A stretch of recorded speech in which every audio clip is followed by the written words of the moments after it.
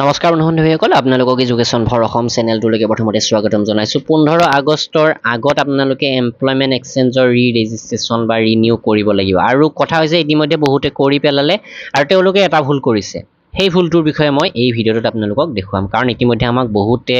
message কৰিছে যে এনেকুৱা এটা প্ৰবলেম হৈছে আমাৰ এতিয়া কি কৰো তো আপুনি হয়তো গম নাপায় আপুনি সেই ভুলটো কৰি থৈছে তো সেই ভুলটো কি এই ভিডিঅ'টোত আপোনালোকক কম সময়তে জনাম আহক ভিডিঅ'টো আৰম্ভ কৰো আৰু এডিআৰিৰ বাবে ইতিমধ্যে আমি 10টা ফুল লেন্থৰ মক টেষ্ট পিডিএফ প্ৰস্তুত কৰিছো সম্পূৰ্ণ সিলেবাস কভাৰ হোৱাকৈ যেনে ইয়াতে আমাৰ অফিচিয়েল সিলেবাসত পাৰ্ট 1ত সোশ্যাল ষ্টাডিজৰ 30টা এমসিকিউ জিকে 35টা এমসিকিউ ৰিজনিং 20টা এমসিকিউ মেথছ 30টা জেনাৰেল ইংলিছৰ 10টা তথা কম্প্ৰিহেনশন আৰু ইংলিছ ল্যাঙ্গুৱেজৰ 25টা প্ৰশ্ন এনেকৈ 150টা জি এমসিকিউ থাকিব বুলি কৈছে সেই মতে এই 10টা মক টেষ্ট পিডিএফ প্ৰস্তুত কৰা হৈছে মাত্ৰ 150 টকা আপোনালোকে এই মক টেষ্টটো কিনি লওক বৰ্তমান ইংৰাজী মাধ্যমত এভেইলেবল কৰা হৈছে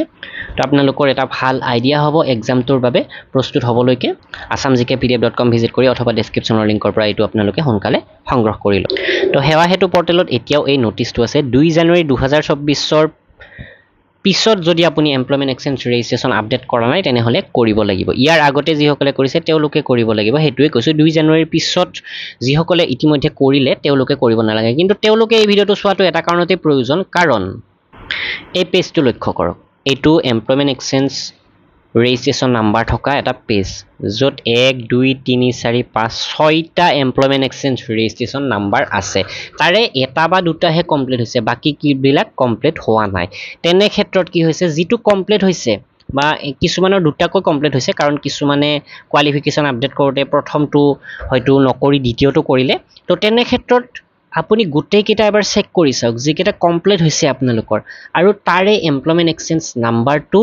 এডিআৰিৰ ফৰ্মখনৰ লগত মিলাই চাওক যদি মিলা নাই তেনেহলে আপুনি ভুলটো কৰি পেলালে তো তেনে ক্ষেত্ৰত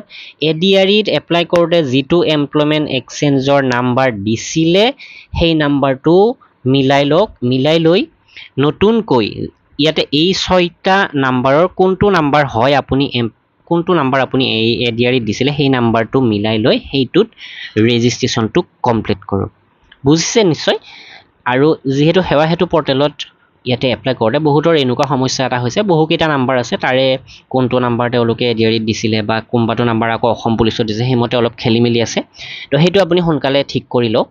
কাৰণ আপোনালোকৰ যেহেতু ডকুমেন্ট ভেৰিফিকেশনত এমপ্লয়মেন্ট এক্সচেঞ্জ নাম্বাৰটো চাব সেই নাম্বাৰটো যদি মিলে আপোনাৰ ডাইৰেক্টলি কেনসেল হৈ যাব এপ্লিকেশন বা গোটেই আপুনি এডিআৰি ভেৰিফিকেশন যোৱা মানে কি আপোনাৰ প্ৰথম ৰিটেন টেষ্টটো পাস কৰিছে তো তেনে ক্ষেত্ৰত গোটেই কষ্ট অথলে যাব এতিয়া আপুনি এডিআৰি ফৰ্মখন উলাই লওক আৰু এমপ্লয়মেন্ট এক্সচেঞ্জ ৰেজিষ্ট্ৰেচন নাম্বাৰটো মিলাই চাওক হেতু যদি মিলি আছে তেনেহলে আপুনি নিশ্চিত আৰু যদি মিলা নাই তেনেহলে আপুনি পুনৰ সেৱা হেতু পৰ্টেলত যায় আপোনাৰ যিমান বিলাক এমপ্লয়মেন্ট এক্সচেঞ্জ ৰেজিষ্ট্ৰেচন নাম্বাৰ আছে তাৰে কোনটো আপুনি এডিআৰি দিছে হেতু মিলাইছে হেতুত কমপ্লিট কৰক আপোনালোকৰ এই ৰেজিষ্ট্ৰেচন বা ৰেজিষ্ট্ৰেচন ৰিনিউ যি নহওক এই গোটেই প্ৰক্ৰিয়াৰ আৰু সেইমতে আপুনি আগবাঢ়ক আপোনাৰ আগন্তুক এক্সাম প্ৰস্তুতি লৈকে তো সহজতে কৰিব পাৰিব কিন্তু 15 আগষ্টৰ আগতে আপোনালোকে কৰি লওক পুনৰ ইয়াতে নোটিছ দিছে 15 আগষ্টৰ আগত আপোনালোকে ৰেজিষ্ট্ৰেচনটো কমপ্লিট কৰি লওক তো যিয়ে নহওক এডিআৰিৰ বাবে অসমীয়া মাধ্যমৰ পিডিএফও আমি প্ৰস্তুত কৰিছো আৰু যথেষ্ট কম দামত প্ৰভাইড কৰিছো মাত্ৰ 152 টকাত 18000 প্ৰশ্ন উত্তৰ পাব আপোনালোকে আমাৰ ৱেবছাইটৰ পৰা assamgkpdf.com ভিজিট কৰক অথবা ডেসক্ৰিপচনৰ লিংকৰ পৰা এইখিনি সংগ্ৰহ কৰি লওক ধন্যবাদ